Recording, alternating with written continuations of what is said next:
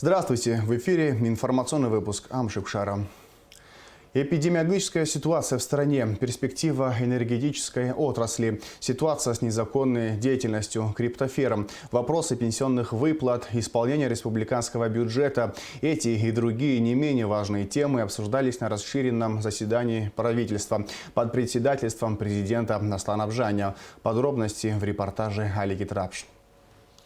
Открывая совещание, президент Аслан Абжаня отметил, что такие встречи будут регулярными.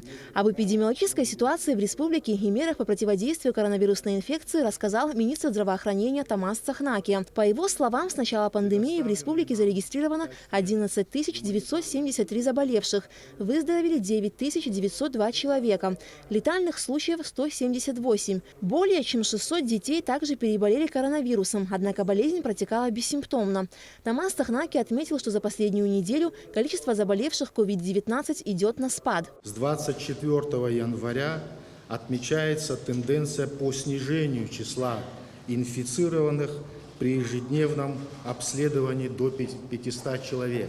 Если проанализировать, в ноябре месяце 2020 года мы вышли на некое плато, когда количество инфицированных стало значительно уменьшаться.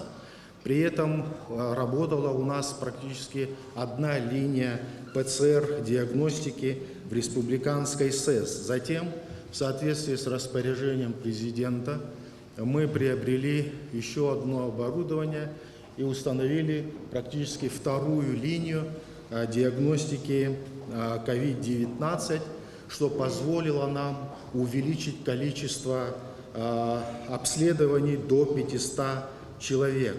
Также хочу сказать, что в соответствии с распоряжением президента был подписан соответствующий договор нами, Министерством здравоохранения, и приобретены еще 2 оборудования для 2 лабораторий ПЦР-диагностики, которые будут установлены в Ачамчирском и Гагарском районах. Это, конечно, позволит нам еще больше увеличить охват обследуемых. По словам Тамаза Цахнаки, главная проблема в борьбе с коронавирусом – это кадровый вопрос. На сегодняшний день в Гудаузском госпитале не работают российские медики, а срок пребывания медиков мобильного госпиталя Минобороны России в Абхазии заканчивается 15 февраля. Аслан Абжаня поручил проработать вопрос о продлении работы российского мобильного госпиталя и помощи медикам в Гудаузском ковид-центре. По мнению главного санитарного врача республики Людмилы Скорик, эпидемиологическая обстановка в стране позволяет ослабить ограничительные меры. В частности, речь идет о возможности возобновления точечного, по ее словам, учебного процесса, но с ограничением количества детей в классах и соблюдением всех предписанных норм безопасности. Президент отметил, что вопрос возобновления учебного процесса очень важен, но при этом, как сказал глава государства, необходимо тщательно проработать этот вопрос. Мы в полной мере даем себе отчет, насколько по этому поводу переживают родители, сами учителя. Многие готовятся к этому несколько лет. Вступительные экзамены, люди, которые хотят получить дальше образование. Конечно, эта проблема вносит коррективы, но мы услышали то, о чем говорят отраслевые министры, эти проблемы будем решать. Пользуясь случаем, обращаюсь к нашим гражданам. Здоровье – это все-таки приоритет номер 1, поэтому те рекомендации, которые будут высказаны, те рекомендации, которые будут выработаны, просил бы, чтобы родители помогли нам в их соблюдении. Это очень важно. Мы можем получить хороший результат, работая вместе и сообща над этой проблемой. На расширенном совещании также обсуждались состояние и перспективы развития энергетической отрасли страны, борьба с незаконной добычей криптовалюты. С подробным докладом выступила вице-премьер-министр экономики Кристина Озган. Среди обозначенных проблем – проведение мероприятий, направленных на модернизацию энергетической отрасли, а также совершенствование контроля и учета потребления электроэнергии всеми категориями потребителей. Одной из главных проблем в энергетической отрасли, помимо технической, по мнению Кристины Озган, является тарифная политика. Что касается объектов по добыче криптовалют, то с момента полного запрета их деятельности Черноморэнерго составила более 700 актов за незаконное подключение к электросетям. Какова дальнейшая судьба актов, спросил президент. У нас 96-я статья административного кодекса, мера административной ответственности за правонарушение, за самовольное подключение к энергетическим сетям. на граждан это 1800-2400 рублей. Должностные лица от 3400, да, и на юридические лица до 9000 рублей. Вы составили акт. И что вы дальше с ним делаете? Вызываем с них штрафы. Куда вы этот документ отправляете? Кому? Что с этим документом происходит? Эти акты должны передать непосредственному нарушителю. Он должен, скажем так, прекратить нарушение. В случае, если он не выполняет требования, которые мы предъявляем, мы имеем право лишь его отрезать.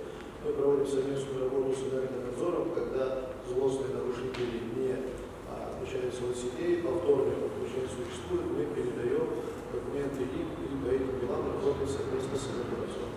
Да, мы совместно с представителями Черноморэнерго выезжаем на мероприятие по отключению незаконных абонентов от сети операторов. Совместно с силовыми структурами, но законодательство о защите прав юридических лиц и индивидуальных предпринимателей гласит, что при плановой или внеплановой проверке должно выписываться распоряжение. Но когда мы с представителями силовых структур выезжали, наши инспектора не знали, в какой район идут, по какому адресу. И на тот момент писать и протоколы, и восстановление наложения штрафов не имелось возможности. То есть у нас не было распоряжения законного основания, а персонально на каждый. Распоряжение выписывает наш председатель, но мы должны знать, по какому адресу мы едем, кто юридическое лицо. Президент остался недоволен такой ситуацией. Аслан Бжаня поручил лично Кристине Озган упорядочить работу, связанную с составлением списка всех нарушителей распоряжения о запрете деятельности криптоферм с указанием их имен и адресов майнинг-объектов. Итоги президент потребовал предоставить к началу следующей недели. Вице-премьер-министр экономики Кристина Озган подробно рассказала о ходе реализации инвестпрограммы на 2020-2022 годы. Министр также проинформировала об исполнении отдельных поручений президента по вопросам социально-экономического развития Абхазии, а именно газификации, реконструкции автомобильного моста через реку Псоу, реализации инвестиционных проектов по программе льготного кредитования, а также реконструкции аэропорта. На данный момент, Аслан Георгиевич, уже проведены 3 рабочих совещания на площадке Росавиации Российской Федерации. Определен состав участников российской группы, определены участники абхазской группы, конечно, туда будут входить, соответственно, специалисты аэропорта. Приняты следующие организационные вопросы. В данный момент абхазская сторона направила пакет существующих нормативно-правовых и законодательных актов, которые регулируют данное направление. К сожалению, их очень мало. Нам необходимо будет, соответственно, готовиться к принятию пакетных документов по данному направлению. Российские коллеги, конечно, нам в этом вопросе помогут. Второе – это юридический, организационно-правовой статус имущественного комплекса аэропорта города Сухум со всеми вытекающими последствиями. То есть это документы права собственности на объект, акты пользования землей. Мы, соответственно, данную работу с Госкомитетом по имуществу проводим, и мы предварительные материалы уже российской стороне направили. Необходимо будет привести эти документы в соответствующий вид для того, чтобы дальше можно было принимать решения. В ходе совещания затрагивались и другие важные темы, в их числе об исполнении государственного бюджета за 2020 год, о пенсионных выплатах гражданам Абхазии и о порядке выплат российских пенсий. В завершении встречи президента с членами правительства была озвучена информация о создании рабочей группы под руководством вице-президента Бадры Гумба по подготовке предложений по определению приоритетных направлений экономической политики Республики Абхазия. Алика Трапш, Алексея Гухава, Саида Гухава, Абхазское телевидение. Расширенный репортаж о заседании правительства смотрите в нашей программе 4 февраля. За прошедшие сутки тестирование на коронавирусную инфекцию проведено у 464 человек. Диагноз COVID-19 подтвержден у 64 из них, сообщает оперативный штаб по защите населения от коронавирусной инфекции. На данный момент в Гудаутской ЦРБ находятся на стационарном лечении 107 человек. В тяжелом состоянии 31 пациент. В Сухумской инфекционной больнице 31 пациент с подтвержденным диагнозом COVID-19. В Ачимчирской ЦРБ 18. В Скворчалской ЦРБ 8, в Гагарской ЦРБ 38, в Российском военном госпитале в Сухуми 32 пациента. В Гудаутской ЦРБ скончался пациент 1954 года рождения. У него была выявлена новая коронавирусная инфекция тяжелой формы, а также двусторонняя полисегментарная пневмония. Оперативный штаб по защите населения от коронавирусной инфекции призывает граждан Абхазии соблюдать все необходимые меры предосторожности, чтобы избежать заражения. Депутаты Народного собрания Абхазии приняли в первом чтении инициированные президентом законопроекты, предполагающие введение штрафов и уголовную ответственность за незаконное потребление электроэнергии. Парламент также ратифицировал межправительственное соглашение между Абхазией и Сирией о взаимной отмене визовых требований для владельцев дипломатических или служебных паспортов, подписанное в Дамаске 5 октября 2020 года. Всего на очередном заседании сессии парламента было рассмотрено 7 вопросов повестки дня. Репортаж Гугуцы в Иордании. Первым вопросом повестки дня парламентарии рассмотрели законопроект о ратификации соглашения между правительствами Абхазии и Сирии об отмене визовых требований для владельцев дипломатических или служебных паспортов. Документ направлен на дальнейшее укрепление взаимоотношений двух государств. Хотелось бы отметить очень хорошую, плодотворную работу абхазского посольства в Сирии и лично нашего посла, который принимал активное участие для того, чтобы такого рода соглашение было заключено между нашими странами. Ввиду этого предлагаю принять в первом чтении проект. К сожалению, пока это касается только паспортов дипломатических и служебных, но надеемся, что в скором будущем все-таки визовые ограничения между Абхазией и Сирией будут сняты для абсолютного большинства граждан Республики Абхазия. За данный законопроект депутаты проголосовали единогласно. Затем народные избранники приступили к рассмотрению инициированных президентом законопроектов, касающихся ужесточения мер за незаконное потребление электроэнергии. Проект закона о внесении изменений в Кодекс Республики об административных правонарушениях представила начальник правового управления администрации президента Нателла Ломия. Проект предусматривает установление административной ответственности за незаконное присоединение к электросетям и осуществление деятельности по добыче криптовалюты. И, соответственно, установление мер административной ответственности будет зависеть от объема потребляемой электроэнергии. Изменения в Кодекс об административных правонарушениях предлагают наложение административного штрафа в размере от 200 до 1000 минимальных размеров оплаты труда. В случае повторного нарушения также предусмотрен штраф в размере 50 МРОТ за каждый киловатт, но уже с конфискацией оборудования для добычи криптовалют. Другой законопроект предусматривает уголовную ответственность за незаконное потребление электроэнергии в целях добычи криптовалют свыше 1 мегаватта, а именно наказание в виде лишения свободы от 3 лет и конфискацию имущества. К данному проекту у парламентариев возникли вопросы. Как будет определяться объем незаконно потребляемой электроэнергии без приборов автоматического учета, кои мы предлагали включить в бюджет республики для данного учета? И третий вопрос уже к представителю суда. Как смогут судьи применять данные санкции? Что касается меры ответственности, дело в том, что на сегодняшний день в сфере осуществления деятельности по добыче криптовалюты отсутствует какая-либо ответственность, в связи с чем законопроекты были внесены президентом в парламент.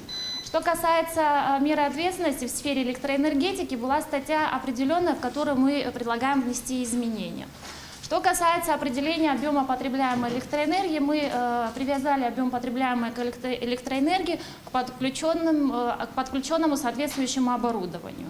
Абсолютно невозможно это определить. У нас есть поверхностные познания в энергетической сфере, даже они дают нам понимание того, что невозможно определить объем без приборов учета. Если мы с вами ведем вопрос о том, что речь идет о незаконном подключении соответствующем потреблении, то отсутствуют как раз таки приборы учета. Если отсутствуют приборы учета, то невозможно определить. По мнению депутатов, законопроекты, касающиеся ужесточения мер за незаконное потребление электроэнергии, нуждаются в доработке. На сегодняшний день уже в Кодексе об административных нарушениях есть статья 96 прим. 1. Да, здесь четко прописано самовольное подключение и использование электрической энергии. У коллег эти вопросы возникли. Почему или есть сегодня уже там те лица, которые были оштрафованные, скажем так, согласно этой статье. Мы вносим изменения в этот кодекс, да, меры будут там финансовые повышенные, да, например. Ну а вот 6 тысяч штраф сегодня действующий. Кого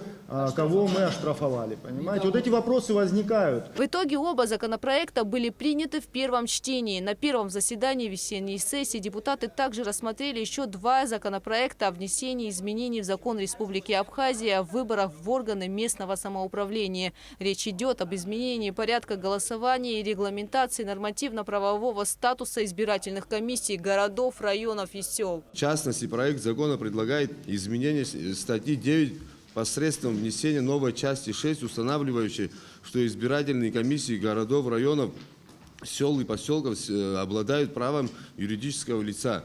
Вправе иметь печати, штампы, бланки установленного образца и счета в кредитных организациях. Проблема была такая у администрации городов, районов, в бюджете заложено проведение выборов. Но получателями не могли выступать, юридического не было у них, статуса не было, чтобы получить деньги и провести выборы. Избирательная комиссия. Теперь никакого увеличения бюджета нету, никакой нагрузки нет, все то же самое, просто мы правовую форму им придали, больше ничего. Оба законопроекта были приняты во втором окончательном чтении. Кроме того, в повестку дня были включены еще два вопроса, касающиеся внесения изменений в расходную часть бюджета фонда репатриации. Утвердить в расходах бюджета репатриации на 2021 год социальная защита денежные средства в размере 50 миллионов рублей на финансирование расходов по выплате пособий по рождению третьего ребенка и последующих детей в соответствии с утвержденной государственной программой. Думаю, что в этом ничего плохого нет. Это те деньги, которые из фонда Асхара выделяются 100 тысяч рублей на рождение третьего и последующих детей. Более того, программа по данному проекту существует. Оба законопроекта были приняты во втором окончательном чтении. Также в рамках заседания сессии парламентарии обсудили вопросы, касающиеся пандемии коронавируса. Депутаты проинформировали, как были потрачены 2 миллиона рублей, выделенные парламентом на борьбу с COVID-19. Машина скорой помощи – 600 тысяч рублей. Лаборатория Центральной районной больницы города Сухум – 300 тысяч рублей. Инфекционная больница города Сухум – 195 тысяч рублей. Ачимчирская центральная районная больница – 195 тысяч рублей. Гудаутская санэпидемстанция – 200 тысяч рублей.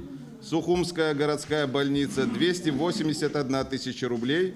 Гудаутская центральная районная больница – 226 тысяч рублей. Были собраны своего рода заявки от этих учреждений, в чем они нуждаются. Сейчас это сумма, конечно, не самая большая. Были приобретены, особенно радует для гудаутской реанимации, сейчас название, если кому-то что-то сказать, маски СИПАП, которых они остро нуждались, для Ачамчиры, для СЭС, одноразовые там, принадлежности, халаты, маски, то опять-таки в чем нуждались, насколько смогли, настолько и помогли. Приобретен компрессор для инфекционной больницы, который помогает работать ИВЛ-аппаратом. Сейчас начинается монтаж кислородной линии в Сухумской горбольнице, где уже заработала обсервационная, то есть еще одно учреждение запущено. На заседании сессии парламента депутат Алхаз Джинджулия также сообщил, что первая партия вакцины от коронавируса «Спутник Ви» прибудет в Абхазию в феврале или марте. Гугу Савардания, Тимур Гогохия, Эльдар Дамиров. Абхазское телевидение. Указом президента Абхазии Аслана Абжаня за большой вклад в совершенствование законодательства Республики Абхазия, заслуги в укреплении судебной власти и высокий профессионализм Авизба Алла Отаровна награждена орденом Ахзапша второй степени. Министр туризма Абхазии Теймураз Хишба и председатель комитета по туризму Москвы Екатерина Проничева подписали меморандум о взаимопонимании и сотрудничестве в сфере туризма, сообщает пресс-служба Минтуризма Абхазии.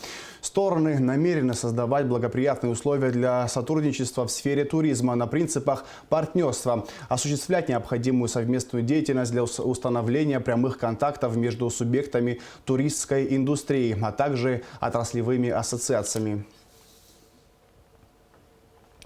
В ходе рабочего визита в Москву Теймураз Хишба встретился с ректором Российского государственного института туризма и сервиса, председателем экспортного совета по туризму Совета Федерации Александром Федулиным. Обсуждались вопросы выделения бесплатных квот для студентов из Абхазии, сетевого обучения и обмена студентами с Абхазским государственным университетом, двойного диплома, открытия филиала в Абхазии, обмена преподавателями, выездной программы обучения, линейного персонала, официантов, горничных, менеджеров и управляющих. В Министерстве экономики прошло совещание, посвященное обсуждению инвестпроектов, запущенных в период с 2016 по 2019 годы в рамках программы льготного кредитования. Как было отмечено на встрече, в реализации этих проектов возникли определенные трудности. Какие, расскажет Исмагуланзе. Государственное инвестиционное агентство Абхазии является посредником между заемщиком и российской кредитной организацией. В 2016 году агентством было отобрано 7 проектов, по которым заключено 7 договоров займа. Однако, по словам Кристины Озган, на сегодняшний день ни один из этих проектов не реализован в полной мере. Проблема действительно существует, и проблема непростая. Вы на сегодняшний день имеете очень серьезные долговые обязательства перед, банками по тем проектам, которые финансировались по этой программе. В принципе, суммы финансирования достаточно значительные по некоторым объектам. И есть проблемы, связанные с тем, что практически все проекты не реализованы полноценно и не вышли на свою проектную мощность, о которой заявлялось, и, соответственно, результата пока мы не имеем. На данный момент мы обратились к российской стороне относительно возможного изучения наших предложений, связанных с реструктуризацией задолженности, с дофинансированием тех проектов, которые имеют право на жизнь, соответственно, могут быть реализованы в течение, соответственно, 2021 года. Один из проектов «Гранд-отель Сухум-2». Это пятиэтажная гостиница с рестораном на 6-м кровельном этаже. Расположена на набережной Махаджиров. Сейчас уровень готовности проекта составляет 95% и требует дополнительного финансирования. С банком у нас в настоящее время нет взаимоотношений, поскольку наш основной кредитор был реорганизован в Москве. И мы вот сейчас ведем, дискуссию с инвестиционным агентством Абхазии и надеемся на то, что денежные средства будут изысканы в этом году, и мы сможем в этом году запуститься. Еще один проект «Должник» – завод по производству джема в Абхазские сады. Строительство предприятия было начато в 2014 году, и уже в ноябре 2016 года объект был запущен в эксплуатацию. Сегодня завод производит джемы из фейхоа, киви, мандаринов, апельсинов, лимонов, клубники и других фруктов и ягод. Дистрибьютором является компания «Мистраль Трейдинг». И мы возлагаем надежды на нашего дистрибьютора на продвижение, на более лучшие продажи в этом году. Конечно, они не будут существенно отличаться от 2020 года. Как вы знаете, пандемия и, карантинные меры, они распространяются и в этом году, и до конца этого года. Поэтому вся надежда наша на нового контрагента, с которым мы заключаем контракт уже на этой неделе. Мы провели переговоры на прошлой неделе. Мы определили объемы. Эти объемы позволяют нам обслуживать данный кредит, данный займ, скажем так. И я так предполагаю, что мы уже к концу лета, получив объемы закупа от наших покупателей, сможем реструктурировать финансовую модель и уже определить сроки выполнения наших обязательств. По срокам я могу сказать, что новый контрагент и текущий наш партнер могут, в течение 6 лет выполнить наши обязательства перед нашим кредитором. Наши кредиторы с полным пониманием относятся к нашей ситуации. Еще один проект «Кындых-Агро» представляет собой строительство тепличного комплекса для круглогодичного производства овощной продукции. В рамках эксплуатации тепличного комбината планировалось выращивать овощную продукцию – томаты, огурцы и зелень. Однако у проекта возникли проблемы с технологическим процессом. Нам поставили, как вот это, который кормит, как его миксер полевой, не тепличный, а полевой. А что такое полевой? Новый миксер надо поставить. Это небольшая сумма, но они должны приехать. Оттуда они не могут приехать с Израиля. Нет, ну, сейчас. Хорошо, они не могут приехать. Там совет российской не можем поставить, не можем турецкую поставить. Мы ведем с ними переговоры, как его. Постарайтесь до конца недели дать мне ответ. На совещании обсуждались проблемы реализации других проектов: Сухумская ривьера, Тотус и Зарубежкомплект. Контроль будет тотальный. Значит, в данном случае это не будет не только односторонний контроль, будет соответствующий уполномоченный российский орган Российской Федерации также следить и отслеживать, что происходит на этих объектах.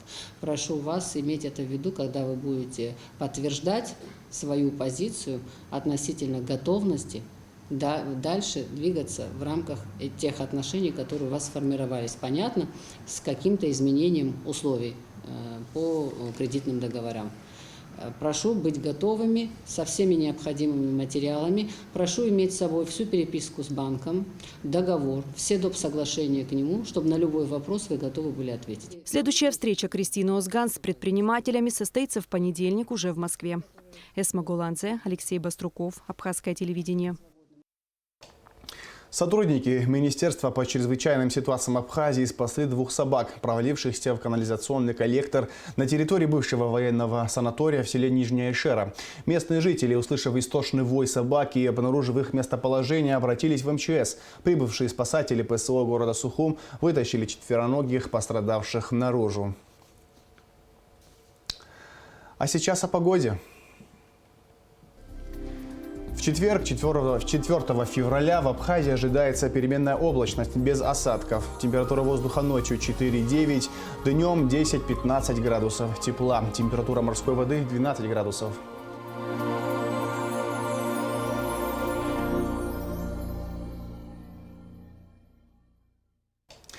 На этом информационный выпуск Амши Бшара подошел к концу. Всего доброго. До свидания.